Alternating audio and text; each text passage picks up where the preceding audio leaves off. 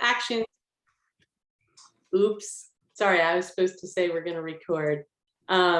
We have 12 categories of actions that towns need to do one thing in each category to get certified. And oopsie, certification requires a threshold of points, one action in each category, and an equity toolkit. So climate leader, this is where this comes in. Towns that are bronze or silver are eligible. The application timeline coincides exactly with the Sustainable CT certification timeline. So the end of August is the next opportunity to submit for climate leaders designation. It's synced up with the town's certification. So if you get certified this year as bronze and climate leader, that will both run together for the next 3 years. And what we've done is we've selected the actions in our roadmap that have high greenhouse gas impact for climate leaders. So I'll show you those actions in just a minute. As you do those actions and accumulate 140 points from that list, you're getting certification credit on the one hand, and you're also getting climate leaders credit. So it's really just another layer to showcase on top of certification that your town's doing great things related to climate change. It's our pilot year. We're going to be expanding and growing it over the next year and beyond. So if you have any input on climate leaders or need any help, please reach out to us and let us know. You can always reach us at info@sustainableCT.org. And this is kind of messy, but I mean, it's a lot. If you're familiar with our program and the list of actions, this is the list that gets you points towards climate leaders. And this list is on our website. Of course, if you go under support for my town and click on climate leaders, you'll see a detailed description of the climate leaders program and this list. And you see right here, action 2.6.1 is a certification action that also gets you points towards climate leaders. And that is the subject of our conversation today. So we're really thrilled. We have a great partnership with the Green Bank, and Emily Basham is our kind of lead sustainable CT liaison there. And Christina Sitzo is on their Cpas team, and Emily and Christina will be tag teaming today's presentation. If you have questions, please put them in the chat. We'll have lots of time for discussion and conversation. And if you feel like renaming yourself so that we can see what town you're from, that would be helpful too. So welcome everyone, welcome Emily and Christina, and I'll hand it over to you guys.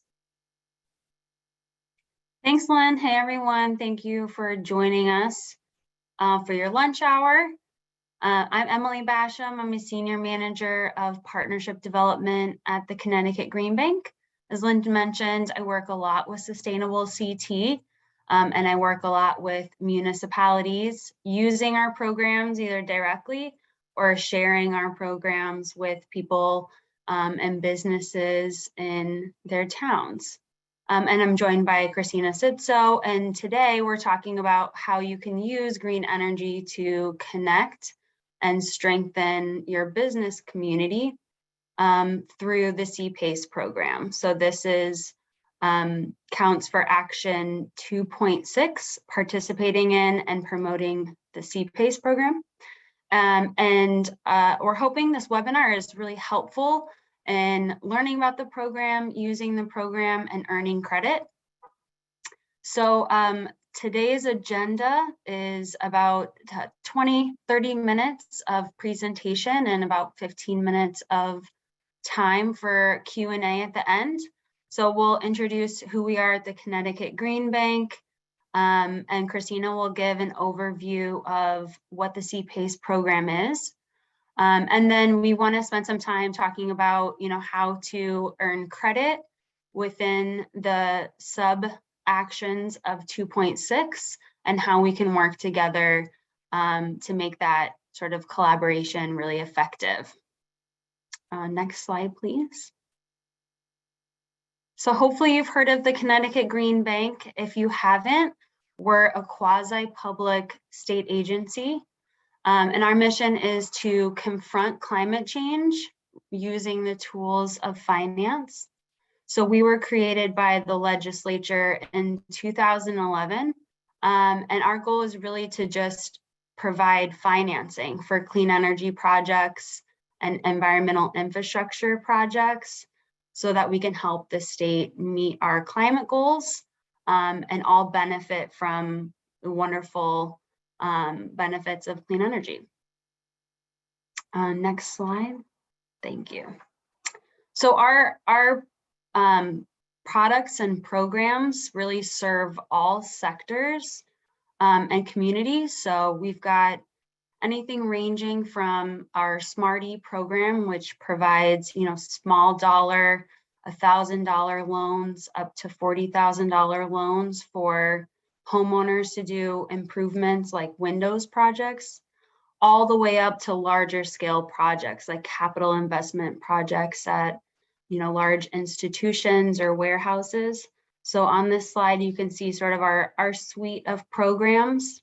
And you may know the Green Bank through our previous flagship program, Solar Incentive Program.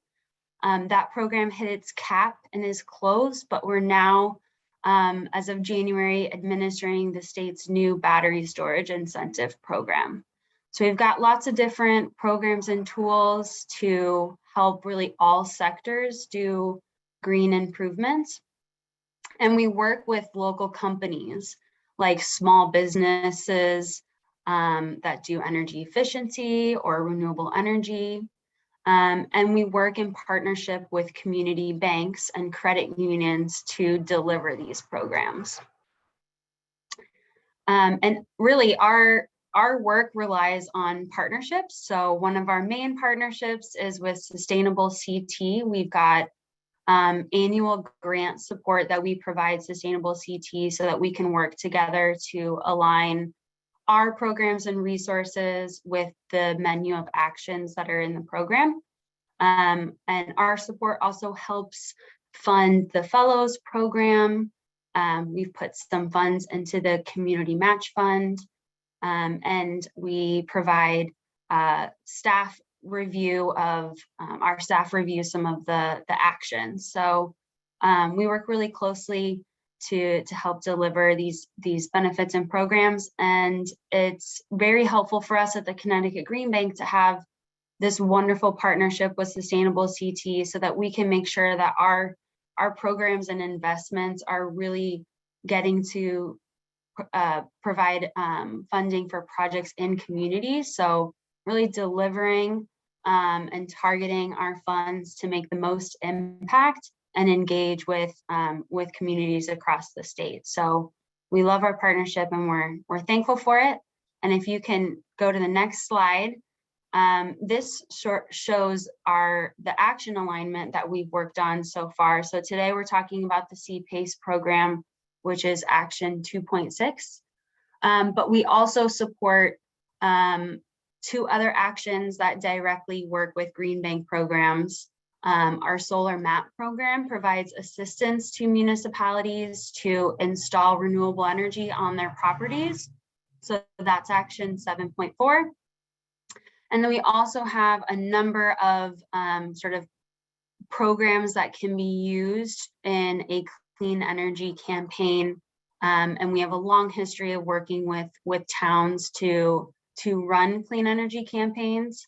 And that's Action 7.7, which I'm sure you all are aware of. So those are our 3 actions that we work with, and they're all part of the Climate Leaders Designation suite of actions. Next slide. So just to give an overview of what 2.6, what the action is in the program. So 2.6 is participating in and promoting the Cpas program. And before I jump into the components of the action, just wanted to touch on how Cpas is strengthening businesses or strengthening properties in your community. And so the Cpas program is eligible for businesses, but also nonprofits and houses of worship. And it's really an innovative financing mechanism that makes financing energy improvements much easier, more accessible, and affordable. And so if we're encouraging our local businesses and nonprofits to reduce their energy consumption by making these improvements and doing these projects, they're not only saving money, but they're improving the comfort and the health of the buildings. So we really look at this program as an opportunity to work with you all in your towns to reach out to those businesses and nonprofits in your community and talk about doing this great work. So just to just touch on the three components that are in the action. As you guys know, in the Sustainable CT actions, there's usually a couple of steps. So the first step is to opt in to offer the Cpas program. So a municipality must pass a resolution to opt into the program. The chances are that your town is already a Cpas town. We've got 138 out of Connecticut's 169 towns that are already participating and have already passed the resolution to participate in the program. And you'll see a link in the slides, which we can provide to you afterwards, but it leads you to cpas.com, where you can see which towns are participating in the program already and whether you need to do this step or not. The second part of this action is to encourage local building owners to access Cpas financing. And so there's really sort of two pathways to doing this sub action. If you're familiar and comfortable with the program, you can just jump right in and organize outreach events or conduct outreach to individual property owners about the program. And that will earn you 5 points. Or you can work with us at the Connecticut Green Bank to first identify who would be a good candidate in your town, and then collaborate together to effectively reach them and partner on educating them on doing these types of projects and using the program. And so that pathway is worth more points, 10 points. And this path can really produce more effective outreach and engagement around the program, which helps with the third part of this sub action, which you earn credit for Cpas projects that are approved by the Green Bank and projects that are undertaking these clean energy measures that are done in your town. So those are the three steps to earning credit for action 2.6. And I will turn it over to Christina to actually talk about the Cpas program, give you sort of an overview and what we've done so far to collaborate with towns to use the program. Great, thanks, Emily. Hi, everyone. Thanks for joining us today. As Emily and Lynn mentioned, I'm Christina Sitzo, and I'm a member of our financing programs team here at the Green Bank. So much of my day-to-day role consists of helping to run our Cpas program, along with some of the other programs that we offer for commercial properties. So to jump in, just a high-level overview of Cpas financing. So Cpas is a general financing mechanism.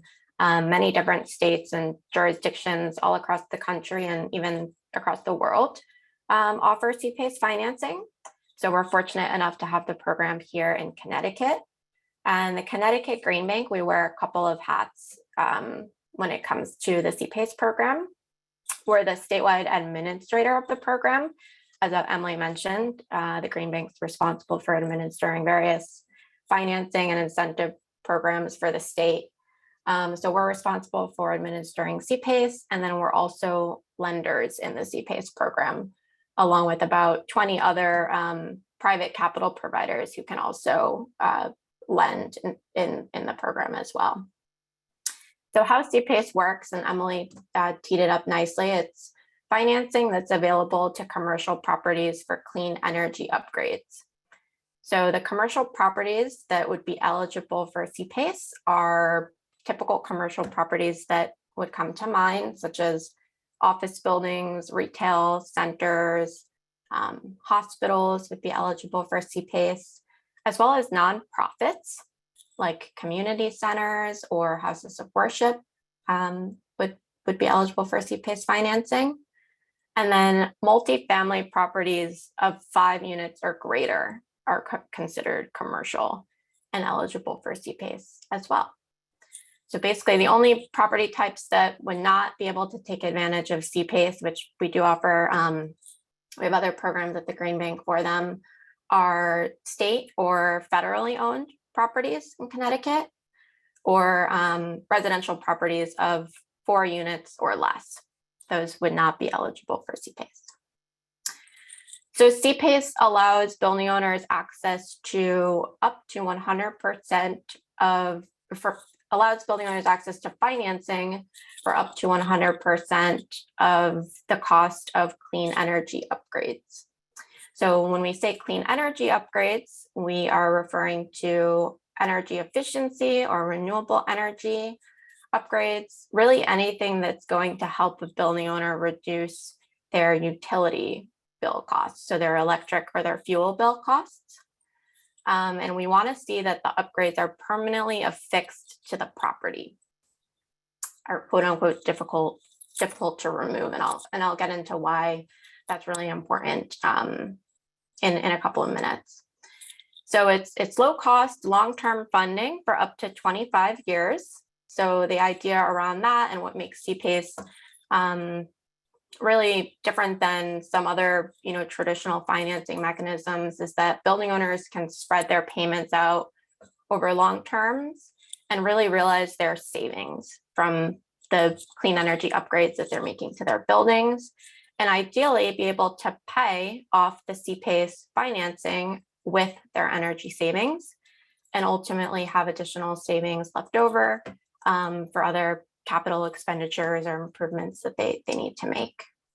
And the 100% financing is great, and that a lot of the times building owners just don't have additional capital on hand to make much needed energy upgrades to their buildings. So being able to access 100% financing for those projects can really move the dial for a lot of businesses in the state. And then these next 2 boxes, the blue and the orange boxes, they kind of go hand in hand, and that's where the property assessed clean energy financing mechanism really comes into play. So the Connecticut Green Bank, once a building owner closes on a CPACE finance project, we work with the town to place what's called a benefit assessment on the property. So it goes directly on the land records. And it's similar, we compare it to a municipal assessment, like a water or a sewer assessment, and that it stays with the property regardless of ownership. So if the building owner takes out a 20-year CPACE loan and they're planning on selling their building in 10 years or so, the assessment's going to stay with the property and the new owner is going to take over those payments. So that's why we want to see that CPACE is used to finance upgrades that are permanently affixed to the property so that the new owner can realize the savings that the former owner was realizing from the energy upgrades and can continue to make those CPACE payments with those energy savings. And then another important component of CPACE financing is that we want to see that, and this kind of goes into how we determine how much financing we can offer, because I mentioned it can be used to finance up to 100% of the cost of energy upgrades. Part of our underwriting is what's called a technical review of the project. So we want to see that there's a savings to investment ratio for the building owner of greater than 1.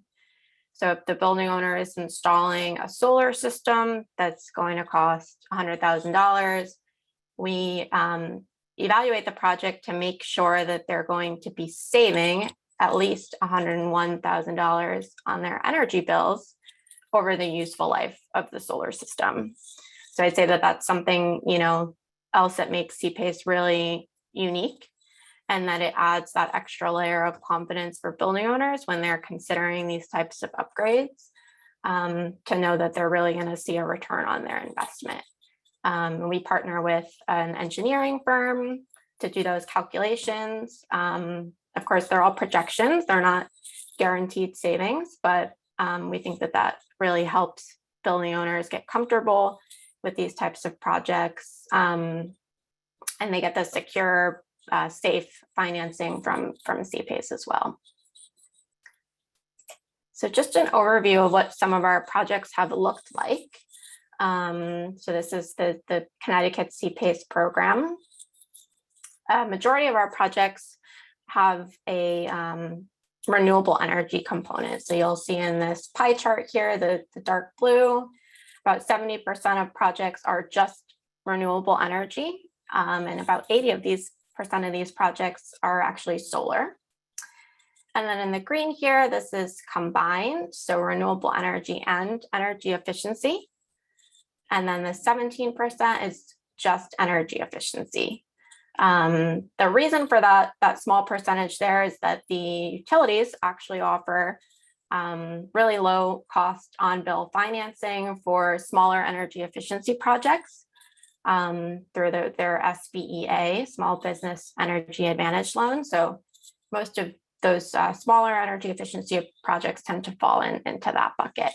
But we can certainly help out with Cpas on projects that have a renewable energy component or that are too expensive to be financed with the utilities program.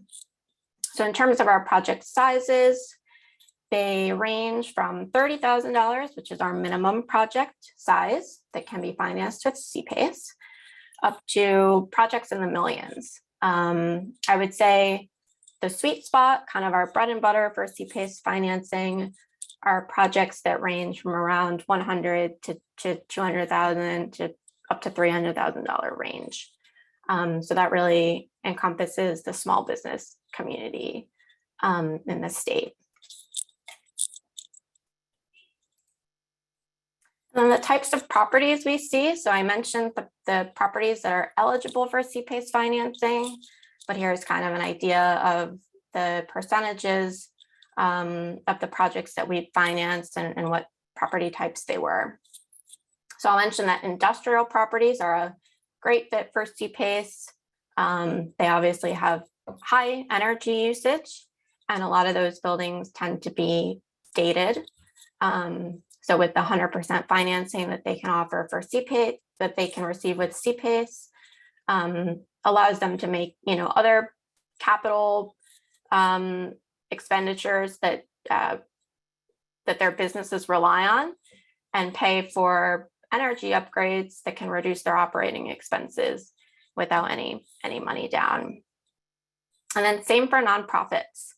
Nonprofits typically get very excited when they hear that they can access up to 100% of financing for clean energy upgrades, since a lot of the time they also don't have, hence the name, a lot of additional capital on hand for building upgrades.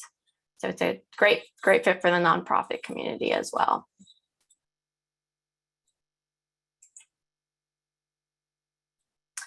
And we also have a Cpas program that's specifically designed for new construction projects. So it's a little different than our typical Cpas retrofit project, where I mentioned that we determine how much we can finance by calculating that savings to investment ratio. The new construction program is a little different, and then we can offer financing for a portion of the developer's total capital stack. And why they would want to incorporate Cpas into their capital stack, this graphic is really helpful in illustrating that. So you'll see the building in the middle. This is a typical capital stack for a new construction project. There's and it kind of goes in order from at the top, the least expensive debt, to, at the bottom, the most expensive debt. So there's senior debt, mezzanine debt, equity, and then the sponsor's own equity. The graphic to the left, the building shows at the top, we've got Cpas financing, which is typically less expensive than some other debt, replacing the more expensive debt in the capital and then in the capital stack, and then reducing the weighted average cost of capital for the project. And then the building on the right has Cpas expanding the developer's access to capital overall. So if they need just a little more capital to make the project happen, they can leverage Cpas to do so. And really what allows developers to access Cpas financing for a new construction project is that they have to model the building out to be expected to perform above code, a certain percentage above code. So the minimum that they can perform, it depends on the code year, but the minimum that they can perform above code is 5%. And we can lend up to 35% in capital for the total construction costs for the project. So it's a really helpful tool in motivating developers to build higher performing buildings in the state and incentivizing to do so. And the utilities offer a lot of resources as well that help developers and incentivize developers to build more energy efficient buildings from the ground up. And the new construction program can also be used for gut renovation projects or major repurposing projects. So yeah, if anyone has any questions on Cpas financing, feel free to chime in or put them in the chat. And if not, I can move on to our actions and how we can help you earn credit towards them. I do believe, I hate to interrupt, Christina, I do believe we do have a question in chat from Chuck. Right. Does the Cpas financing have to be 100% or put to 100%? So we can offer up to 100% of financing for the clean energy upgrades, Chuck. That answers your question. So the building owner can always put, some of their own funds down to finance a project if they have them, or if we don't meet the savings to investment ratio, then we can just lower that investment number until it's met. Oh, hope that answers your question, Chuck. Great. All right, so as Emily mentioned, there's a couple of different pathways towards earning credit towards Cpas. The Sustainable CT Action 2.62, promote Cpas in your community. So the first pathway is it's a little more hands-off. So it's for towns that feel confident on their knowledge of Cpas and they feel comfortable, hosting an event and feel like they can take on that pretty much independently. We have resources on our website that they can use that can help. So I put a link in here. It's just a link to the municipalities resources page on the cpas.com website. There's a speaker request form that you can fill out. And it'll come to a member of the Connecticut Green Bank Cpas team, and we can set up a time to speak at an event that you're hosting. We also have flyers that you can use to mail out and invite folks to the event, as well as social media posts that you can post your social channels to promote the event. And that is that'll earn you 5 points towards this action. So we're happy to join at any event that towns may already have planned, or if you want to plan a specific event just for Cpas financing, then we would be happy to join that as well. And the second pathway towards earning credit towards this action is to coordinate with the Connecticut Green Bank and the Cpas team on outreach and on identifying properties that would be a good fit for Cpas financing. So in the green box here, this is just kind of what the process can look like, but we can certainly work with the town to come up with a strategy that would work for you. We understand that not all towns are created equal, so we'll work together to decide, what would be the best way to work together and engage property owners. But typically we would want to start by having a program refresher with the town, and ideally getting someone in the room who would be positioned to be like an ambassador for the program in the town, and that would maintain that knowledge of the Cpas program and be there for a resource to folks in the town if they were interested in using Cpas. Ideally, even someone who, if someone from the town were to reach out, if Cpas wasn't a good fit for them at the time of the engagement, and someone from the town were to reach out down the line and say, we remember, you held this event on Cpas and we think it might be a good fit. It's great to have someone in the town who has the resources on the program internally that can help them and then direct them to a member of the Green Bank's staff. So kind of a partner in the town and a champion in the town on the program. So we aim to give you the resources that you need to be that person. And then we'll work with you to identify properties and property owners who would be a good fit for the program. We can work with you to put together a list of those properties and what kind of characteristics we would look for when determining who could really benefit from Cpas financing. And then really the next step would be to conduct outreach and engagement to the property owners that we've identified.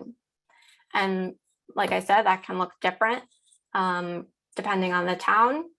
We've had towns send out warm introduction emails to folks that they've identified, and we can, you can incorporate a link to schedule a call directly with someone from the Cpas team.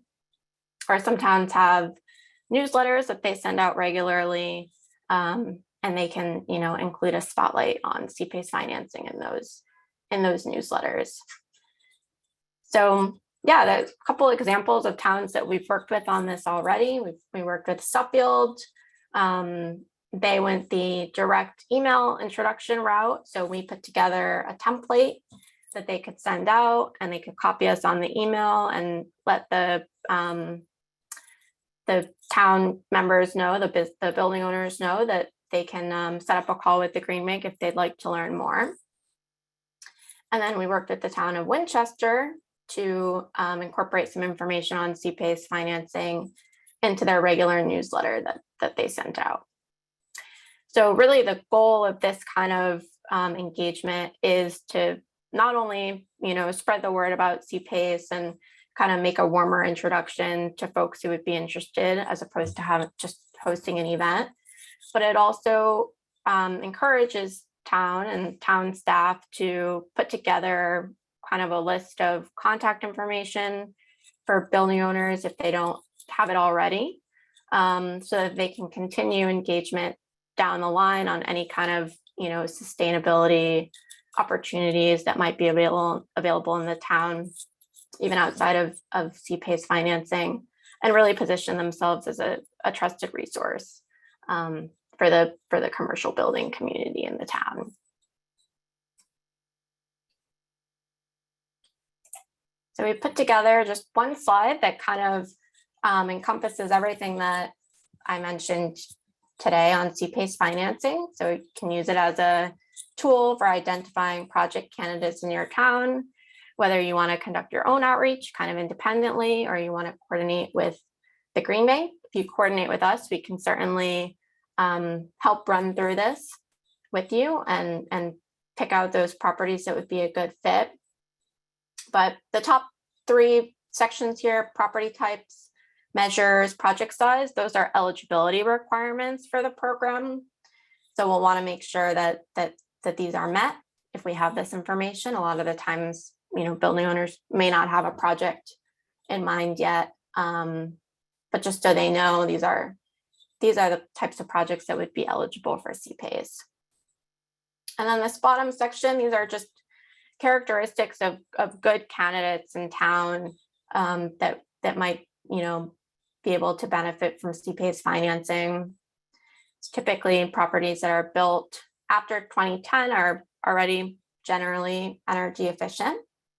We want to see that they're at least larger than 1,000 square feet, because we do have that minimum project size. So some of those really tiny buildings, they might not be able to get to the $30,000 minimum project size.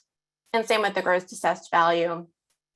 We'll want to see that the property is worth over $100,000, most likely. And typically owner occupied properties are best. So when kind of working with building owners on paying for energy efficiency or renewable energy upgrades, it's really best to make sure that you have, the right person in the room, the decision maker. And our financing agreement is always going to be with the owner. So it's really best when, we can work on multi-tenant structured buildings, but it's kind of best when the occupant of the building, who's most likely paying the utility bills, is also the owner, who would be paying for the upgrades. So again, these are not eligibility requirements. They're just kind of good characteristics of projects that would be a good fit for Cpas. And then ultimately, we'd want to make sure that we'd have access to their email address or phone number of the property owners, so that we can, have that one-on-one conversation with them and continue to engage with them down the line, even if Cpas isn't a good fit at the time. So yeah, that's everything I have. I'll also add this exciting news for the Green Bank. The Cpas, our scope was recently expanded. There was a bill that just passed in the House and the Senate. It just needs to be signed by the governor, so it's not official yet, but it expands our scope to go beyond just being able to pay for clean energy upgrades, but also for resiliency and electric vehicle charging stations. So both of those types of projects would be exempt from the savings to investment ratio that I mentioned, which would allow us to work in that space as well. So more to come there, but something that we're excited about. Excellent. Thank you so much, Christina and Emily. You're welcome. Why don't we take down the slides for now, and we can pull them up if we need to represent anything and open the conversation up. Who's got any questions or towns that may have used Cpas? Any things you want to share about it? Just unmute yourself if you'd like.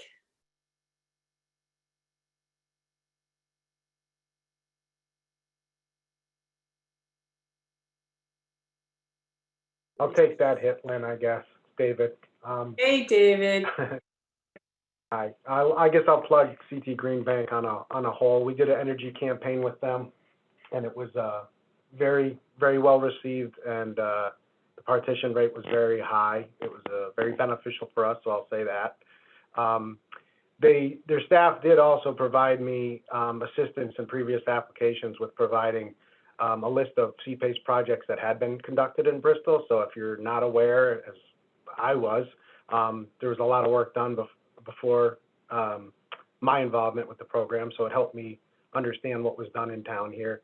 And it also allowed me to work with our tax collector. She and her staff provided a lot of help for me in putting together my submission for my application. So just a couple things that may help others in the process, but that's all I had. Have a good day, everybody. That's Thanks, awesome, David. We David. love working with you and in Bristol, and we're excited about looking at promoting Cpas for commercial properties. Yeah, I forgot to mention that Emily had participating in an Energy Commission meeting, and we are in the process of looking to do some outreach into the commercial industrial sector. We focused on residential with the solar campaign. So we're trying to be all encompassing in Bristol, and CT Green Bank will be a part of that as well. So thank you in advance, ladies. Looking Thanks, forward to David. Let's see, there's a question in the chat about any laws passing about transition to EVs. I don't know, Emily or Christina, you're gonna field that? I don't know about a law transitioning to electric vehicles, but I do know that some programs recently launched through the Public Utility Regulatory Authority, or PURA. So they've recently launched some programs that provide incentives for EV charging infrastructure. So that will be very helpful in sort of starting this transition to electric vehicles. I think Sustainable CT, you guys did a webinar with them a couple weeks back on electric vehicle, on that program, right? Yes, we did. I will put the link to the webinar in the chat if everybody would want it. Excellent. Let's see, Colleen, feel free to let us see your faces and hear your lovely voices too. You see Colleen's question in the chat? Yeah. Go ahead. Unfortunately, it won't, Colleen. So municipal and federally owned properties will still not be eligible for CPA's financing. So unfortunately, they won't be able to use the financing for EV charging stations. So the expansion of the CPA's program is going to help the current eligible properties, but the Connecticut Green Bank also expanded our mission just broadly into environmental infrastructure. So it's a very recent expansion, happened last legislative cycle. And so we're working out, what that looks like for us and for the organization. But environmental infrastructure means adaptation, resiliency, water, the measures that that help us be more resilient. And so we will have funding opportunities for municipalities and all sectors to do that sort of work. So more to come as we sink our teeth into that, but we've also expanded as an organization. Yeah, and if anyone has any general questions on sustainable CT or climate leaders, you're all coming to this conversation from different places and different levels of engagement with our program. So any question is good for posing. Don't be shy.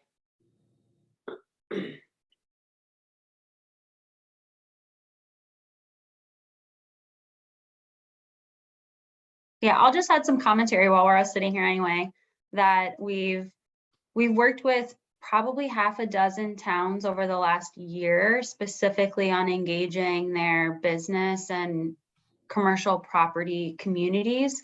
And we know that towns are kind of coming to this work from all different places. Some towns have lists of commercial properties that include contact information.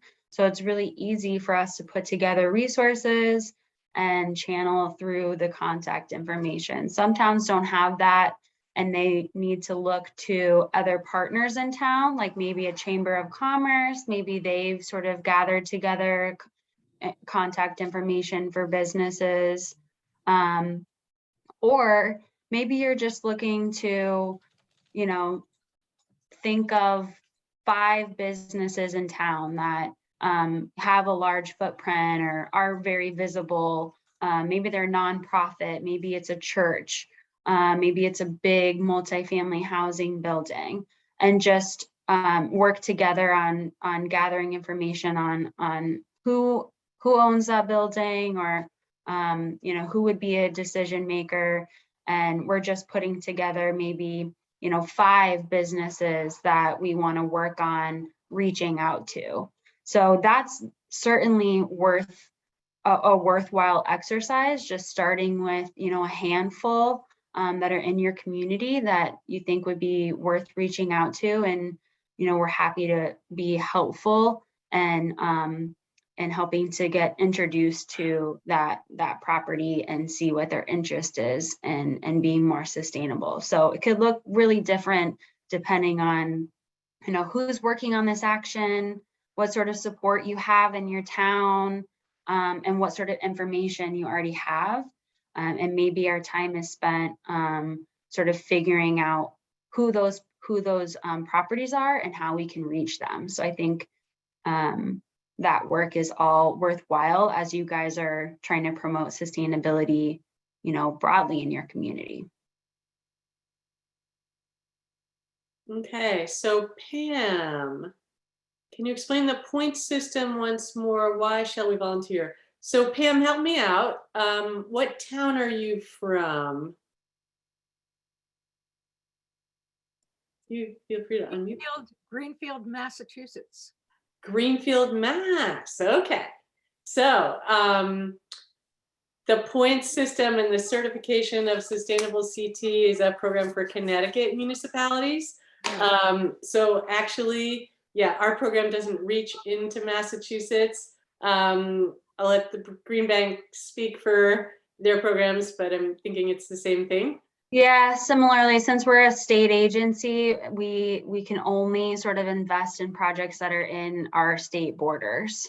But Okay, we have partners that are in Massachusetts that do similar work. We can provide resources to. No, there's not really a program like this. I can tell you that because I live here. So, but I work with the legislator who is the vice chair of the Technology and Energy Committee in the state legislature, and who was working with your governor and some other people on Brian Garcia on this on a green bank program, which we don't have yet. We're trying to get it voted in. So therefore, I'm really interested in the point system and how it works. Yeah, so the point system, I think, is related. It's related to sustainable CT, if that's what you're referring to. When I went over in the beginning, these points that towns can get for participating in Cpas and many other actions related to energy and other aspects of sustainability is something we developed within Sustainable CT. With lots of town input to encourage and support towns to adopt sustainability measures. And so the point system was created for sustainable CT as kind of an incentive to link a lot of these programs together. So as you heard today, Green Bank is one of our partners. We have other partner organizations that provide support for some of the other actions, like the Nature Conservancy for the planning for climate resilience and so on. So the points are related to towns implementing those actions and kind of the steps that you saw that Christina walked us through and Emily for the Cpas action. If you do an outreach campaign and actually have Cpas projects implemented in your town, then you're eligible for points towards sustainable CT certification. Was that your question? Does that answer your question? Not really. What does certification help you get? So again, it's for Connecticut towns. And well, anyone who's gotten certified is welcome to speak up and provide your own story. But I will start by saying our certification program is basically acknowledging what towns in Connecticut have done. So it helps the mayor or someone have like bragging rights that an independent group has looked at what their town's been doing on sustainability and actually kind of verified that it accomplished these actions, and they're certified at the bronze or silver level. It enables communities to have a framework for working together around a comprehensive sustainability roadmap. So you might have an ag committee and an energy committee and an economic development committee. They're all actions within our roadmap that each of those committees can be working on points that earn the town points towards certification. So it's kind of like a internal audit at some point where you're looking at your best practices as a town and improving them over time. And of course, another aspect is peer learning. So the towns that are certified, like David Oakes from Bristol, shared some of his experiences, are always helping other towns learn from what they've done. Thanks. Yeah. The other aspect is the program has grown so much, and there's so many people now enrolled in the program. Like a great majority of the Connecticut towns are now enrolled. It's becoming viewed more as a must-have, just by town leaders. We found that when we went to work with our town leaders here. So it's kind of perhaps an unintended effect. I don't know about that, but it's a very positive effect of having the town. In our particular case, it also seeded the development of a local organization specifically to help the town get there, with that support from Sustainable CT in that framework, right? So it can be very effective along those lines too, towards promoting sustainability. Thanks, Chuck. Much, Chuck Liddy. Can you put your email in the chat and I could get somebody to call you? Sure. Great. Any other questions of any sort? You guys are great. Well, thanks, Pam.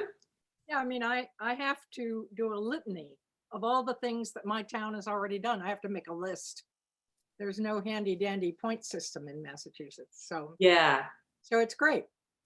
Well, I will say that we're in a partnership with about 14 similar programs across the country. And one of those is Mass Green Communities, which is has a lot of similarities to Sustainable CT in that there is a roadmap of best practices. But all of the programs in different states are homegrown and a little bit different. But if you're not familiar with Mass Green Communities, you might want to take a look at that program because they're doing some great stuff. And it's run by the state. They have tons of money. Well, we are a green community. We were the first green community in the entire state. Oh, nice. Have any other way of dealing with this. So there you go. Well, congrats. Well named Greenfield. Greenfield. That's awesome. Yeah, hi, Lynn, it's David again. I had to take a call from the mayor's office that I couldn't ignore, but I heard you mention me. Pam, I'll tell you, I started in the program. I think it's beneficial in a lot of ways. I'm a public works guy, and it helps you list all the things that have been done in town up to your involvement in it, and then it also gives you ideas where you can improve. It also helps you, attending some of these things, build a network so that when you're scratching your head on an initiative that somebody's dropped in your lap, it gives you kind of a roadmap of folks you can contact. Like I mentioned, if you go on the website, you can look at anybody's application, kind of seeing what they've done.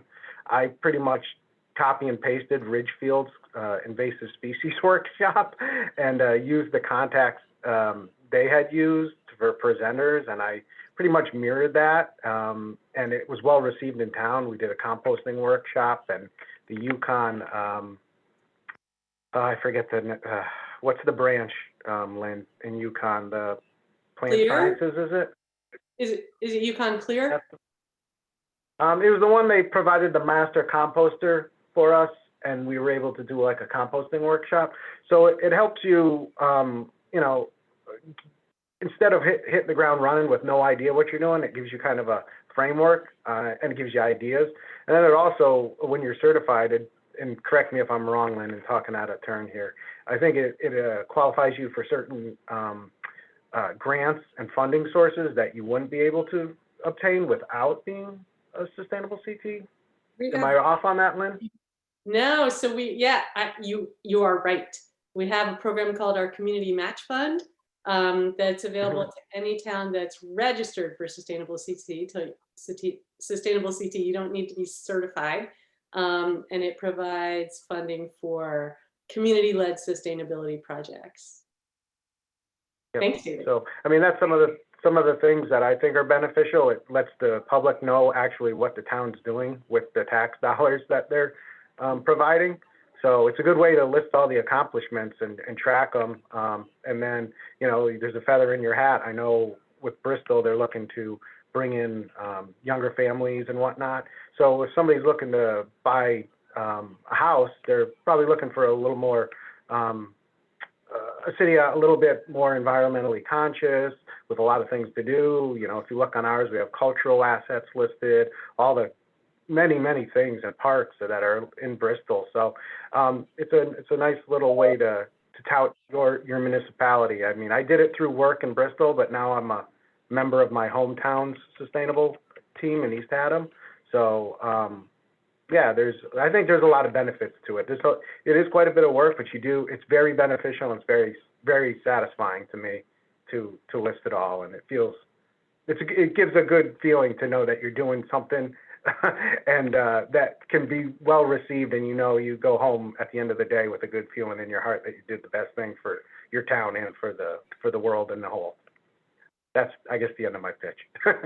Aw, That's great. hey, David, thank you.